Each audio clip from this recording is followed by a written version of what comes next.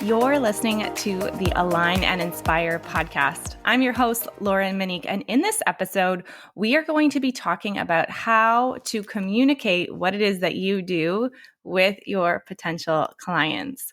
So if you are new to me, hello, I help you create signature programs that are results driven and that get great results, that create a fantastic experience for people and that are really unique to you so that you can build a business that you love, that creates more freedom, that brings more money, and that really has an impact on the lives of others. And one of the challenges that I hear from a lot of my clients and potential clients is that you know what you do helps people, but it's about how do you communicate it in a way that they are going to understand. So the challenge here is one of my mentors always calls it the curse of coaching. And the challenge is the more of an expert you become at something, the further removed you are from the people who need your help and the way they are expressing it. So the curse of coaching is like you know what people need, but you need to be able to communicate what it is that they want. And if you can't communicate it in a way that they're going to understand, that's when we get into places like we feel like our business is plateauing, we can't make sales, we're not getting the right people into our programs. And then you're going to start to feel like, oh, what if I'm doing something wrong? What if this isn't going to work? And you can really, if you can't communicate what it is that you do in a way that really resonates with your ideal people, you're not going to be able to connect with the right people. You're not going to be able to help them. And you might even start to question, am I really an expert? Can I really do this? Can I really do this in my business? It can really spiral. And when you think about it, it's actually just a skill. It's a skill to know what it is that you need to say to communicate in a way that people are like, oh, that's what I need. That's what I need. And that is what I want to talk about in this episode, is helping you figure out how to communicate what it is that you do so that people think, oh, this is for me. This is what I need. And I have 5 main ideas that I want to share with you. And the first is kind of like the baseline for everything. And the idea here is to use their words. So I was at an event, an amazing event this past week at the time of this recording. And I was sitting having lunch with one of my friends in Phoenix, Arizona. And I kept seeing up until this point, this woman who looked exactly like a messaging coach that I had had a few years prior. And I kept seeing her. She had this hat, I don't know what they're called, these really stylish hats and really curly dark hair. And every time I saw her, I thought, oh my gosh, it's my previous messaging coach. And then I'd see her, I'm like, nope, that's not her. She's not here, whatever. But she lived where I was in Phoenix.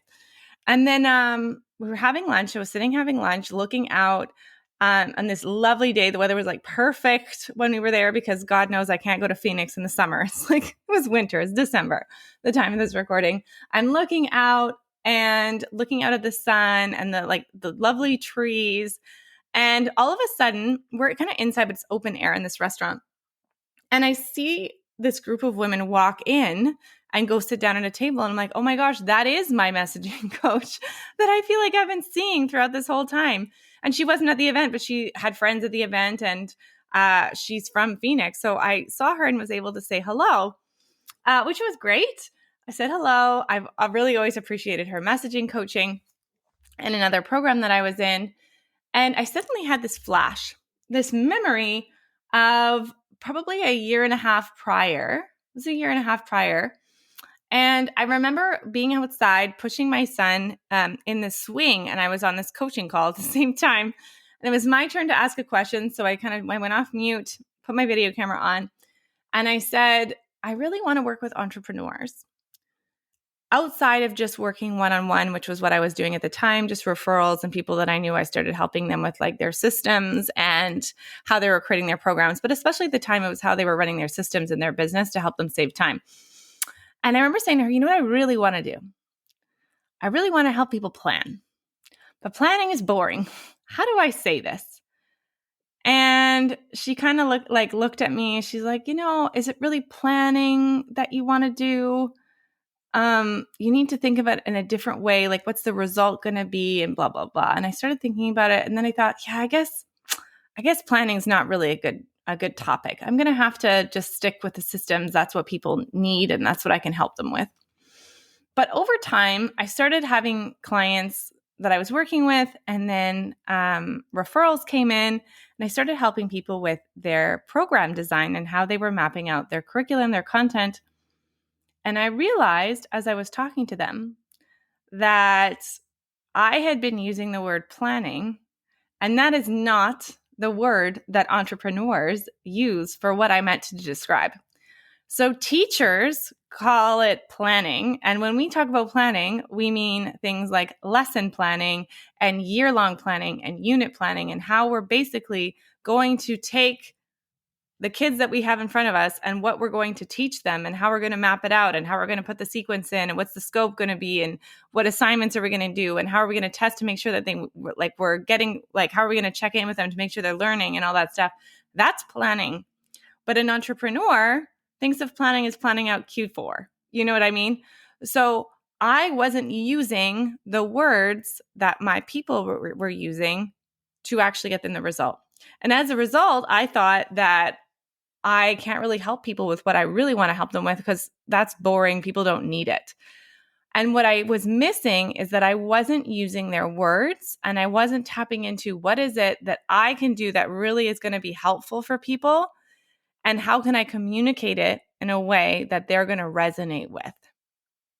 And so when I said the word planning, what I actually meant was I'll help you map out your programs. I'll help you design your content. I'll help you create your methodology. I'll help you create your curriculum.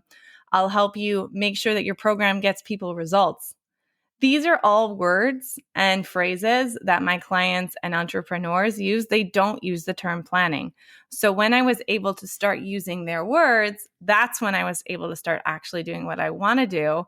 And I was able to communicate how I could truly help people. So if you're listening to this, the first big idea is to think about using your client's words. So coming back to that idea of the curse of coaching, the more experience you have and the more expertise you have, the more you're going to use words that people aren't going to understand, or they're not going to know that they need it. I know that entrepreneurs, if you feel like, I don't know, you are worried that you're not going to get results. You've got all these ideas, but you don't know how to put them into place. You're worried you're over teaching, or you're putting too much content, or you don't want to overwhelm your clients, or you don't know what your program is going to look like. Those are all symptoms of you need to figure out what your curriculum is. You need to figure out what your methodology is. And I can help you with that. But I need to be able to use the words that my clients are using to be able to communicate, I can help you. So the first idea is, when you think about using their words, is listening to what people are saying, listening to how people are describing their problem, asking your clients or potential clients, or when you're doing market research, asking people and talking to people, what is it that you want? What's getting in the way? If I were to help you with this, how would you describe that? And keeping, for a while, I even had a notebook that anytime I heard someone else talk about a problem that I could solve, or talk to somebody, if I had market research, or if I had a client or friends that even I knew I could help them with their problems, I started taking the words that they were using and the way that they were expressing it. And that's when I started using it in that way. I was able to communicate with people that I can help you. So first big idea is get a sense of using their words. What is it that your people are saying? And use that language to describe how you can help people instead of your own expert speak. Because if people knew they just needed self-love to get to whatever result they wanted to, they would have done that by now. It's that they don't know what they need. So you need to speak their language so that they know, oh, she's the person, or they're the person, or he's the person that I can trust to be able to get me what I want. Does that make sense? So that's the first big idea, is to use their words. The second idea is to be able to describe their current situation. Describe their current situation. Because when you're able to describe their current situation in very clear detail, you're going to be able to have people trust you that you're going to be able to give them the solution. Because when you think about it, and I don't know if this is a subconscious thing or what, but when you think about previous coaches you've maybe worked with or previous programs you've taken, if a person can accurately and specifically describe the problem that you are going through, they're going to think automatically, this person gets me, they can help me. And that's not always actually going to be the case, of course. Just because you can describe a person's problem doesn't mean you're necessarily going to be able to solve it. But generally speaking, the more people who have expertise and the more they work with people, they start to really get to know what it is that the problem is that they're facing. And so they get better and better at solving the problem, right? So like a client or a coach that I met at the event, she helps people, men who have been or divorced men, and usually they're not the ones divorcing, they are being divorced. If that makes sense. But she could describe it to such a clear detail because she knew them so well. So even though she wasn't a man who was divorced, she could still describe it so accurately. So you can tell that she's going to be able to solve their problem because she's worked with them so closely. So the more you can accurately and specifically describe their current state, the more they're going to trust and understand when you communicate that you can help them. So a few more examples of this. One of the speakers on stage was talking about, she helps parents with picky eating. And she said, if your child eats less than 30 foods, I can help you reverse that. And immediately you can say, oh my gosh, does my kid eat less than 30 foods? Then it's very specific and you know yes or no if that's me, right?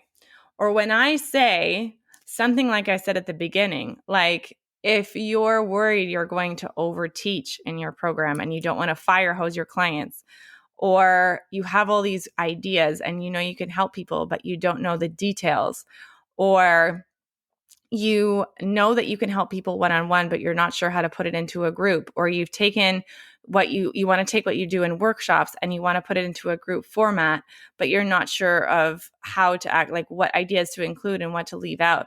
These are all experiences and examples of things people have told me.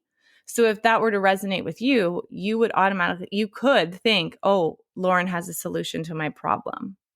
So the more you can accurately describe the problem that your clients are going through, the more they're going to be able to think, oh, you've communicated in a way that they know that you can help them.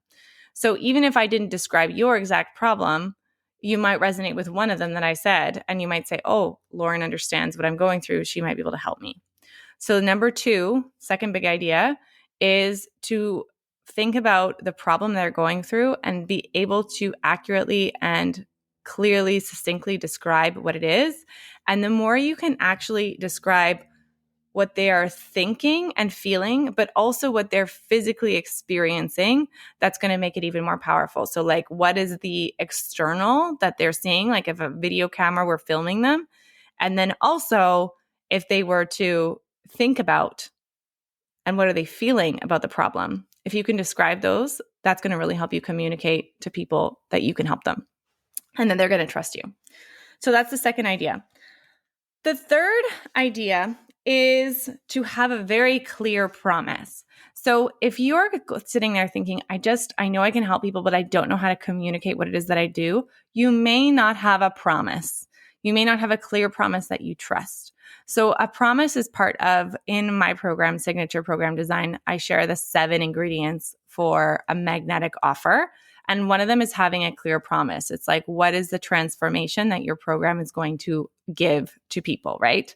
And so for mine, I help you create a signature program. I help you optimize it, create the systems for it, design it, all that stuff. But I help you create a signature program so that you can make more money, have more freedom, and help more people, right? That's my promise. So you need to have a clear way of this is the transformation my program is going to get you. And you need to be able to say it honestly in a sentence. So what is the promise of your program? What is the transformation that you're providing? And again, using their words so that you can really communicate with people. This is what I do. And then people can see, oh, that's going to help me. That's not. So that's another way to think about if you're not sure about how to communicate what it is that you do, having a clear promise will help people think, oh, yes, I need that. No, I don't. That's the other goal. So that's the fourth one. The next is to know your scope. Know your scope. And to get clear on what your scope is. Part of the reason it can be challenging to explain to people what it is that you do is if you solve many problems and you help people in many different ways, it's hard to sum up in one sentence what it is that you do because you do many, many things. And so when you have a group, you want to be able to know your scope and clearly say, this is what my program's going to do for you, and this is the result it's going to get you. So for example, for me, I've had many things outside my scope when I went from one-on-one to a group, right? And maybe this is you. Like I've helped people plan out, create expansion plans for what they were going to do in their programs to be able to do it in person in larger events. I've helped people streamline and systematize their whole business. I've helped people save time. I've helped people launch podcasts. I've done so many different things. I've helped people create sales pages. I mean, honestly, the list goes on. But if I said all of those things, no one's going to remember what I do. Like, no one's going to be able to refer me. No one's going to be able to recommend me. And no one's going to be able to say oh, I know what Lauren does. I know what her specialty is, because I didn't have one. I mean, I did, but I wasn't necessarily living it out. So when you get clear on your scope, this is what you do in your program. This is the scope of the program. This is what we cover. This is what we include. This is what we talk about. This is the transformation I'm going to give you. Then it's going to be easier to articulate what it is that you do as well. So I don't want to be known for launching podcasts because that's not necessarily my expertise. I can do it. Obviously, I launched this one. I've helped other people launch theirs, but that's not the scope that I want to be known for. So when you think about yours, is you want to think about, okay, the transformation that you're going to give people, but what is the scope of work you can do? Because if you're listening, you likely can help people do lots of different things with the tools that you have if you're a therapist or a coach or you have some sort of expertise. It's easier in some ways if you're like some sort of career coach, like you're helping people advance in their careers because you've done it before, then you have a clearer scope. But if you've done many things because you're a coach of some sort, or you're a therapist, or even if you have some sort of expertise, like a dietitian, coming back to that example we gave earlier, you can help people in lots of different ways. So when you get clear on what your scope is, what your promise is, who you're serving, it's going to be a lot easier to communicate what it is that you do because it's kept in a smaller container and people can imagine, okay, she does this, they do this. They can refer it out. So knowing your scope of what your program helps people with and what ideas you cover and what you don't can also help you communicate with people what it is that you do. And then the last idea that not every entrepreneur likes necessarily, but is so necessary, is honestly, you need to test it. You need to test what you're communicating and see if people are understanding. So the first thing to think about is start using the words, start putting it out there and saying to people that you know, does that make sense to you? What did you understand by that? What did that mean to you? What did you get when I said that? Or testing out your promise when you go to start talking to people about your program. On sales calls, for example, you start testing it out and seeing if it's something that people understand, if they're interested in it, if they're interested in buying it. You need to start testing it. And that's why I like to teach the idea that beta version, so the first version of your program, the first iteration of your program, and then you refine and improve it. But you need to put it out there and test it and see if what you're communicating is coming across to people and if they're understanding it without making it mean that your program or what it is that you do isn't going to work, or making it mean that it's something about you, that you're not good enough, or that you can't do this, or it's never going to work out, or whatever.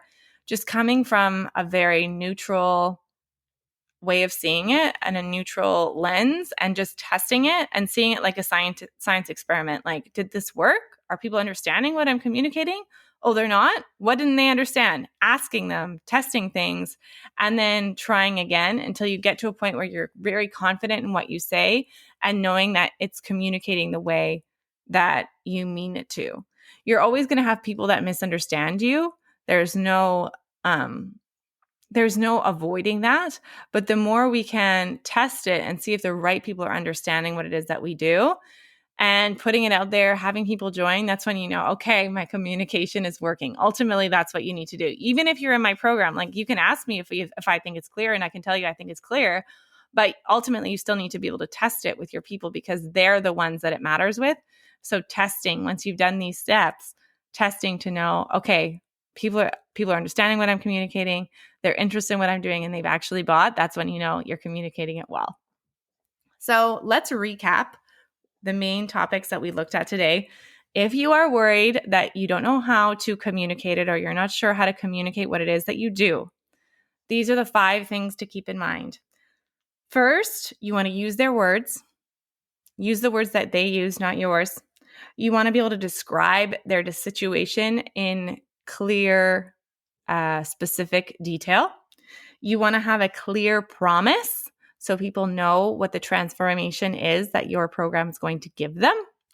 You want to know the scope of your program so you can say, this is what I do and this isn't what I do. So people can refer you and can say, this is what the program does. So you want to know the scope of what it is that you do. And then lastly, you want to test it. You want to put it out there, see if people are understanding, see if people are interested, see if people are buying. And then you know what you're communicating, if it's clear and if people are understanding. If they don't, you can always go back and tweak it and refine it until they do. So I hope that this was useful for you today. And I will be on another episode of the Align and Inspire podcast soon. But if you are new to the podcast, welcome. And if regardless if you're new or you've been listening for a while, it would mean so much to me if you are able to leave us a review on whatever platform you are listening to, because it helps the show get noticed by other people. And I read every single one. I appreciate all your reviews. So if you are up for it and you have a moment, leave me a quick review and I would be so appreciative. So thanks so much for listening. And I will see you on next week's episode of the Align and Inspire podcast.